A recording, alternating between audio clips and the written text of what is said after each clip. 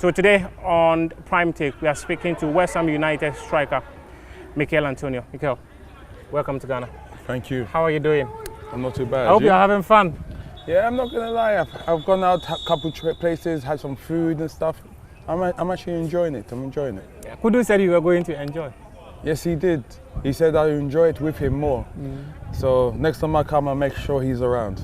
But he's around currently for international football. But he's playing Angola, so he's in Angola right now. So he's quite busy, isn't he? Yes, yeah. So he's playing international football. So that's what I'm going to be doing. I'm leaving today as well to go play for Jamaica. So I managed to have a couple of days here, and then I'm back to work. Well, what brings you to Ghana? So I have my football academy. This is why we're here right now. They're playing. I feel like there's so much untapped talent in Ghana, in Africa, and like me, I didn't feel there was much opportunity for me when I was growing up. So I'm hopefully give the Ghanaian players an opportunity to showcase their abilities and make their way to the Premier League or other clubs across Europe.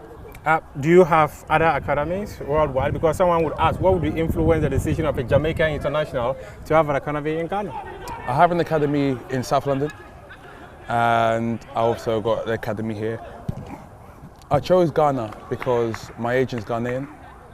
I feel like there's an untapped, like I just said, an untapped talent here. Yeah. I just feel like there's just so much players, so much people who have the skills, have the quality, but just don't have the representation, don't have the opportunity to showcase their abilities. So this is why I've done it. And obviously with Ghana and Jamaica, they got their partnership with their visas and stuff like that. So I thought it was easier for me to get here with my Jamaican passport. And like everyone says, Ghanaians and Jamaicans are alike. And you mentioned something quite interesting for me. Your agent is a Ghanaian, so you feel like doing something in Ghana. But if you take a look at what you have witnessed so far, has it given you some sort of encouragement? Yes, it has. Yes, it has. We've had 2 tournaments so far, and in each tournament we've had clubs take our players on trials. We've had players being linked to clubs. They've not officially signed yet, but a couple players have signed for clubs. So we are doing okay. Obviously the building's not done, the football pitches are not done yet at our academy, but they're not far off being finished. So we know that there's untapped quality. We know that Ghanaians and African players are pulling through right now and becoming one of the best players in the world. So why not? Why wouldn't I put up an academy in Ghana?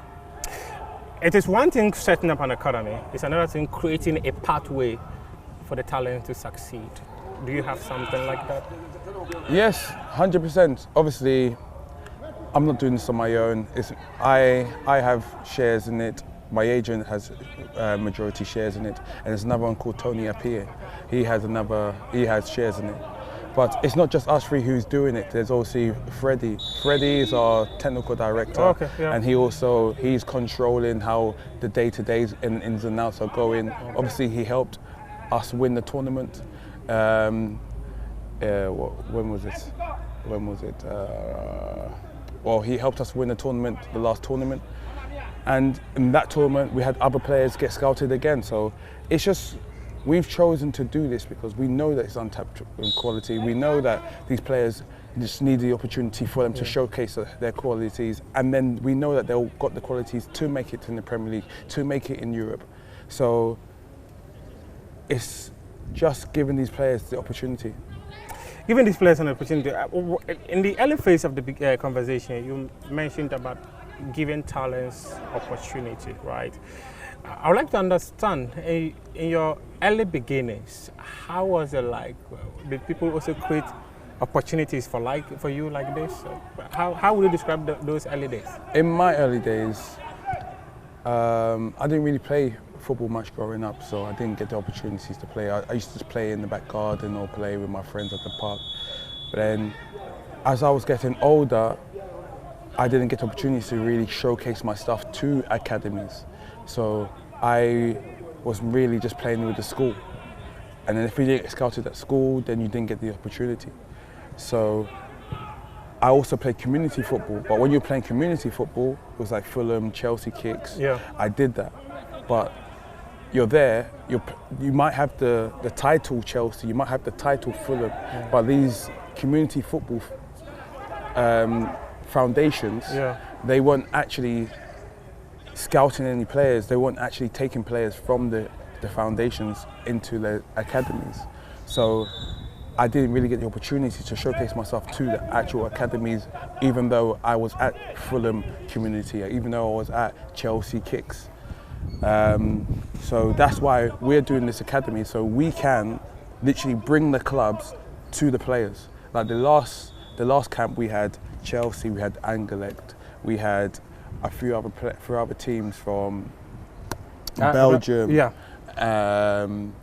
Was that I Celta? think another one, Celta. Yes. Yes. So we had a few clubs come down, and these are the head scouts. These are not just people who have to report to somebody else. Yeah. These were head scouts who are there, and if they actually make decisions whether they can bring a player in or not.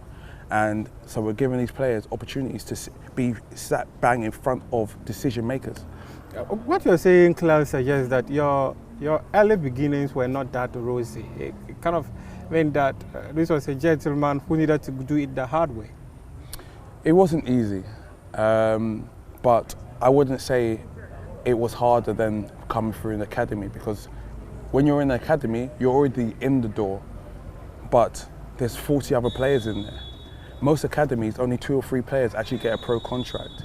So I won't actually say it was harder for me, but it was difficult because I wasn't, when you're in the academy, you're there, they see you, you can show, you can shine. Whereas when you're not in the academy, no one knows who you are. So you are not seen.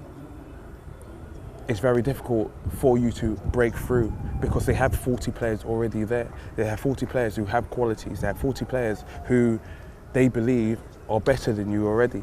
So for you to go in there and showcase what you can do is very hard. See, okay, so how would you describe that very moment that you were given an opportunity to play football at topmost level, considering your journey? When I signed for Reading, because Reading was the first club I played for, I went on trial to Millwall. Millwall offered me a contract. But obviously I had another trial at Reading at the time, so I went to Reading on a three-day trial as well. When I woke up the night before on the Thursday, I couldn't sleep when they offered me that contract because that's where I wanted to be, that's where I wanted to play championship football. I've always believed in myself, I always believed that I was good enough to play. It's just getting that opportunity. And the opportunity finally came. Who gave you that opportunity? The opportunity? I went out on loan. I went out on loan 4 or 5 times when I signed the contract at Reading. I went to Cheltenham, I went to Sheffield Wednesday, I went to Colchester. Let me not forget anybody. Cheltenham. If you forget, they'll go. Southampton. Yeah. Southampton. Oh, Southampton, yeah. Yes. Because So, we contributed to your growth, and you've forgotten about that. yeah. So, and the craziest thing is, Southampton probably is my biggest loan because that was the season I played 37 games, got 7 goals. I think I got 7 assists. 7 goals, 7 assists, played at Wembley, scored at Wembley. Like, that was the season that kind of got me the breakthrough and got me the opportunity so people can see my actual skills. Is it special to score at Wembley? You just mentioned scoring and played at Wembley and scored at Wembley. Is it 100%. special? There were 75,000 people there. Scoring a goal in front of 75,000 people was unbelievable. So, in terms of how your career has panned out so far, right?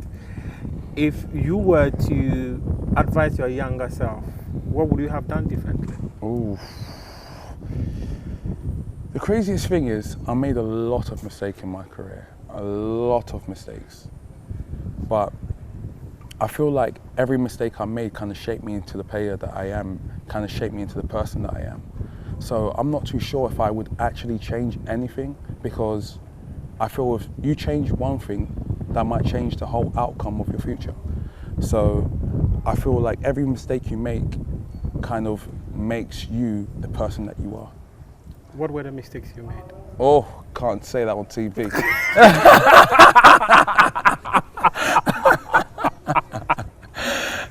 Just one. Just one. One that you can say on TV. Just one. Obviously, I was a lot younger. I decided to go out on a Thursday night, get drunk, come into training on a Friday, and my manager decided that he wanted to play me that weekend, smelled the alcohol on my breath, and dropped me for 3 months. For 3 months? 3 months. He said he couldn't trust me to play again. How did that affect you? To be honest, it affected me. It was very frustrating. Obviously, it was my fault. Obviously, when you're younger, you blame other people. You don't blame yourself. So I was like, I kept saying, oh, I can't believe he's doing this to me. I can't believe he's doing this to me. But at the end of the day, I did it to myself. But as time was going by, there was loads of opportunities for me to play. But he kept saying that he didn't trust me. But then he also wasn't sending me out on loan. So he was kind of blocking me because he was very frustrated with me. But he also believed in me. And I disappointed him, so that's why he was punishing me. Was that meant to discipline you? It was definitely to discipline me. And it definitely helped me because I never made that same mistake again. So since then, you've not taken alcohol? Like I said, every mistake shapes your future. So now you have some level of fear when it comes to alcohol, is it? Or you still drink? I don't have fear when it comes to alcohol. Obviously, one thing. But there's a limit to it, isn't it? There's a limit to it. There's times when to do it and there's times when not to. I also believe in enjoying your life. Like there's times to work and there's times to play. And I feel getting that right balance gives you a good quality of life. What is that one thing that many people don't know about you? The one thing that many people don't know about me. To be fair, I'm quite an open book. I don't really hide much about myself, yes. Especially on my podcast. I kind of relay everything out there. I kind of told everybody who I am and what I like to do. So there's nothing I really hide. You tell us what you want us to hear. I don't ever, no. One thing you know about me and my agent, he tells me off all the time. He's like, do not say these things. Why do you need to say these things? I'm an open book. I say what I need to say and I believe in what I say. If I say it, I mean it. And that's what stresses him out and that's what he doesn't like. But at the end of the day, I believe in everything I say. So I'm not lying. I'm going to tell you the truth. So how did it feel to have finally had your breakthrough to play in the Premier League? It was a bit of a roller coaster ride, to be fair, because I came on for 10 minutes against Man City, left wing, but ended up playing left back because they were all over us. We were winning 1-0. And I didn't play again for another 3-4 months. I was just sat on the bench. The manager didn't give me opportunity and I had to wait and bide my time. So I thought I've made it. I thought it was quality. I thought I'm now a Premier League player. But one thing has always been difficult and one thing that's always happened to me in my career is there was always a shock to the system. There's always a stage where you need to be better. There's always a stage where you need to prove yourself again. And that's what's happened to me my whole entire career. What was that to suggest? Or you felt undervalued by your manager? I wouldn't say I felt undervalued. I wouldn't say I felt undervalued. I just felt like But there were moments you got frustrated by that? Yeah, 100%. Every player thinks that they're the best player. Every single player thinks they are the best player. Every single player thinks that they deserve to play. How did you recover from these? How do I cover? Because one thing in me is I always believed in myself. I always believe that I'm quality. I always believe that I can do a job. And that's what all players believe. And that's how you become an elite player, by believing in yourself, by saying that you're one of the best, by saying these people are not better than me, I can go out there and do that job. The day you start doubting yourself is the day that everyone takes that step ahead of you. But have there also been moments where you feel your managers never treated you right? Well, in football, there's always moments like that. Like I said, every single player believes that they should be starting. Every single player believes that they are the best player. So when they are not playing you, you feel like you shouldn't be playing. When they're not playing, you feel like you should be playing. But there's also times where you are doing well and the manager drops you. There's times where you're not doing well and the manager plays you. So it is very confusing, football life and the politics of it. It's very confusing. But it's one of the things with football is I've loved it since a child. I've always enjoyed every single moment of it, and I'm still enjoying it now. Your highest moment, which 3 moments would you describe that these were the moments that were the defining moments of my life? Ooh, that's a great question. All right, first one is becoming professional, signing that professional contract at Reading. Second one, I would say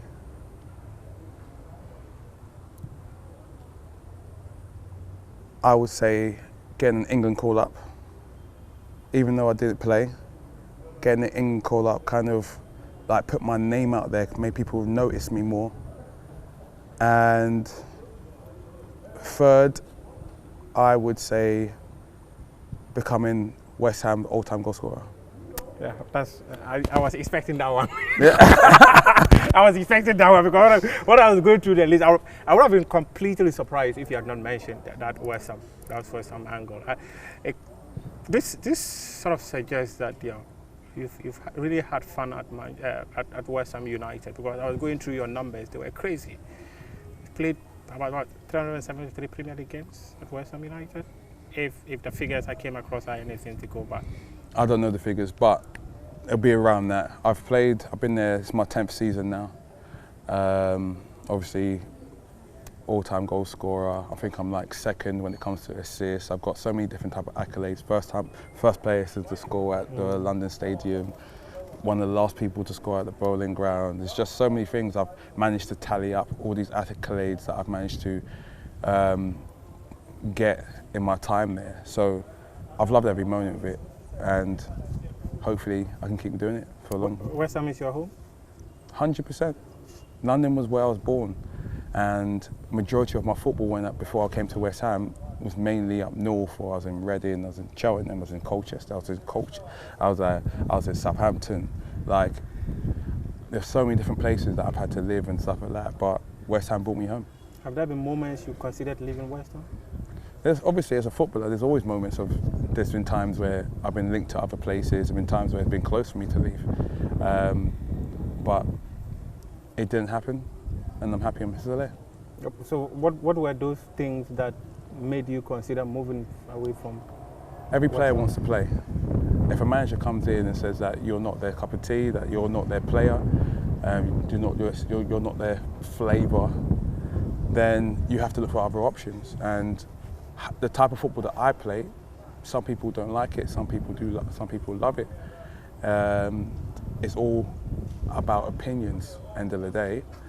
So if someone comes in and says they don't want me to play for them, they don't believe that I'm their type of player, then I'm going to have to look for someone that does believe that I'm their type of player. And luckily, over the last 10 years, every single manager that's come in and said I'm not the type of player, end of the day, I've ended up having to use me. The last 10 years? That's crazy. But which manager would you say has made you really feel wanting to play for West Ham United? You've had so many managers. So many managers.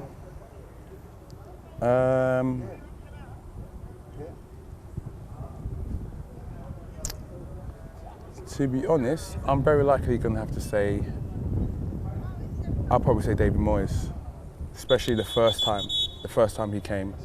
He literally came in with like near relegation zone, and he just turned things around. Like, he came with some new type of energy, came in, he lifted the boys. That first time, definitely, he was unbelievable. Wow.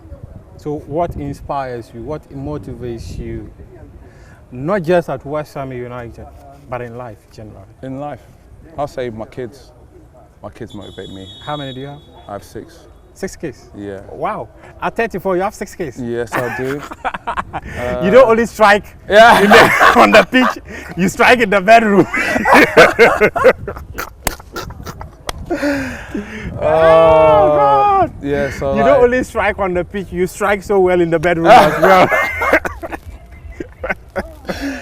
So, basically, my kids motivate me because all I want to do is give them a better life than I had. And obviously, me being a professional footballer, I've already started doing that, but it makes me just want to keep giving, and that kind of motivates me to keep going, keep pushing. And especially since kids ain't cheap, so that's another reason why I gotta keep going.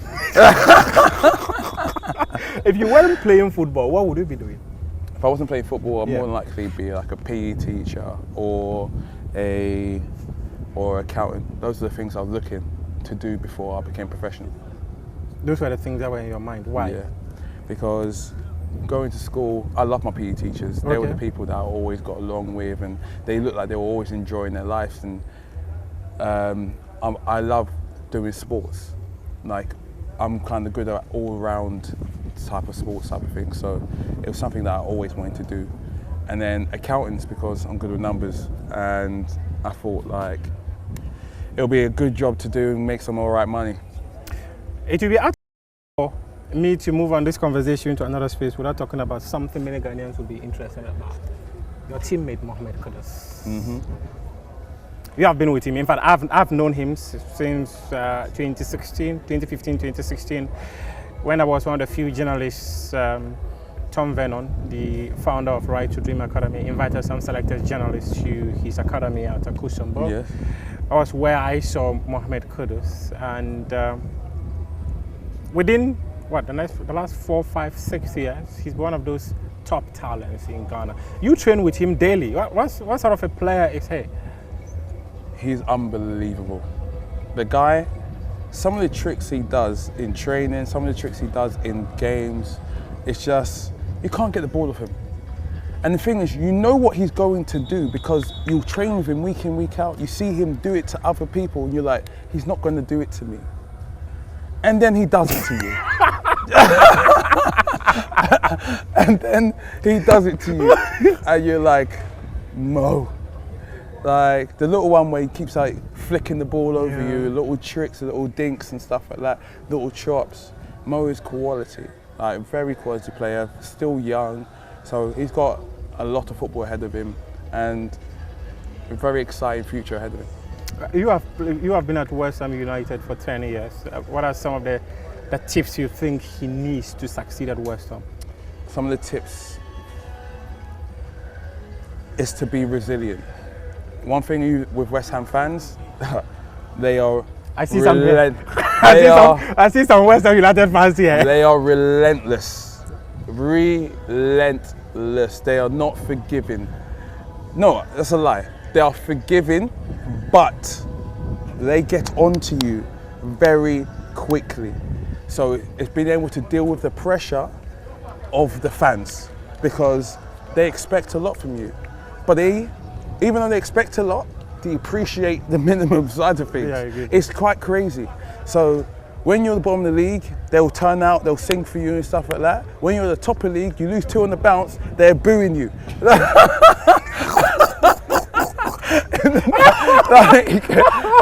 are booing their own player. It's crazy. They've done that to you many times? Many times. Many times. You're at the bottom, they're singing for you. At the top, they're booing you. But they're constantly, week in, week out, they're turning out for you. Wow, that's an interesting one. It's crazy. There are many people who look at Mohamed Kudus and say, considering his talent, he's got what it takes to dominate world football and probably win African Footballer of the Year. No, with his talent, 100%. Obviously, African Footballer of the Year. There's so many great potentials there. There's Aubameyang, there's Mo Salah, there's Mane, there's obviously Kudus. Yeah. So I honestly believe that he has the talent to do it. It's just obviously he needs the surrounding of his team to also help him to do it. And right now, Ghana is a quality team, and obviously had a quality past and quality history, but right now they're not doing as good as they feel like they should be doing. Yeah. So I feel for him to win that, I feel like him and Ghana, the team, has to do more for that to happen. You mentioned one thing that caught my attention about West Ham fans. Sometimes they can be unforgiving by booing their very own players. Yeah. This kind of abuse, especially those that come from social media, how does it impact players negatively? It's a difficult one because some players are used to it, some players can avoid it, some players can't avoid it because social media is massive right now. Everyone kind of has Twitter, Instagram, whatever else there are, others, TikTok. And some people can just be like, I'm just not going to go on it. But some people can't. Some people have to read it. Some people have to see what people have to say about them because you like to see the good. But sometimes looking for the good, you also see the bad. Every 10, you can get 10,000 good comments, but that one bad comment will stand out because obviously it's that one comment that's just going to stand out because it's completely different.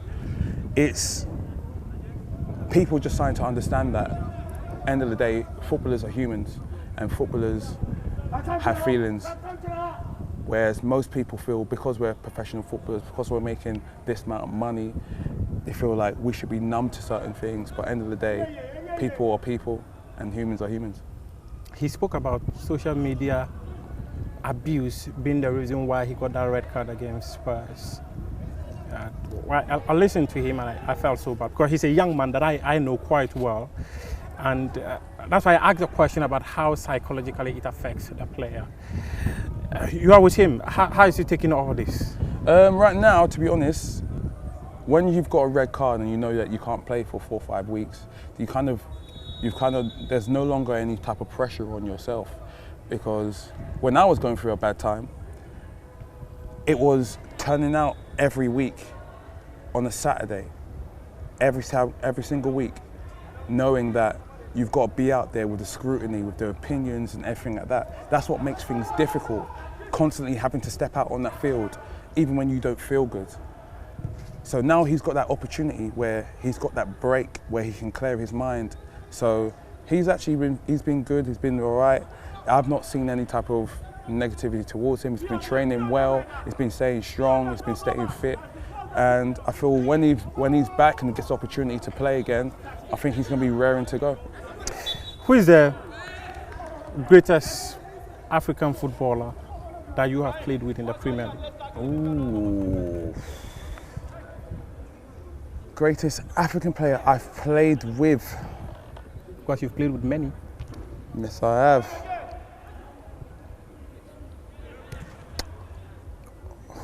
Oh, the most difficult player you have. Greatest African player I've played with? That's quite a difficult question. That is a very difficult question.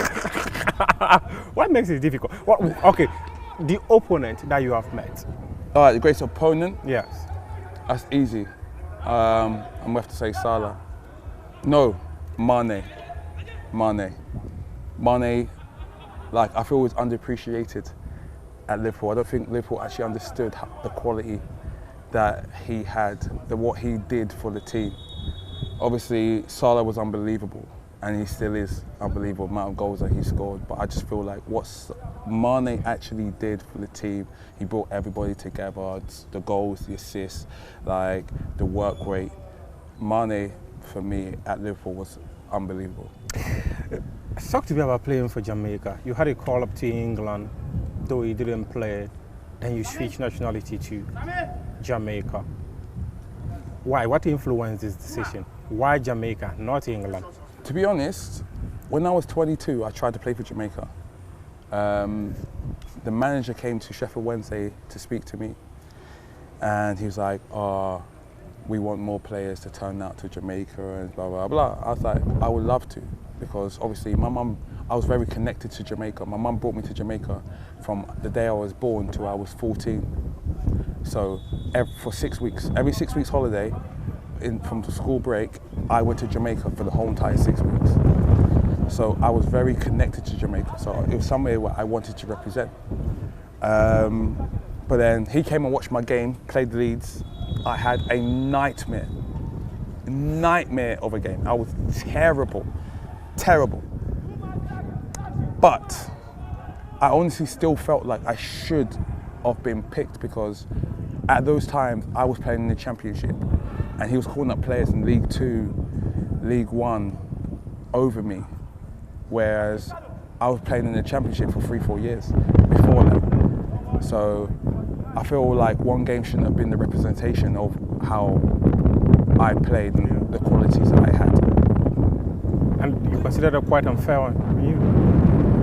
Yeah, 100%. But end of the day, I had the opportunity to play, to get called up to England, and it kind of put my name out there.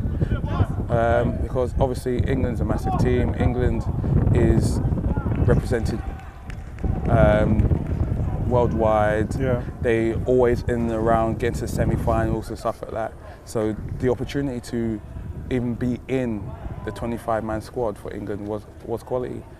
I didn't get the opportunity, but I also got the opportunity to play for England, to play for Jamaica, and I do not regret it in any way, shape or form, because I love every single moment that I put on that Jamaica shirt.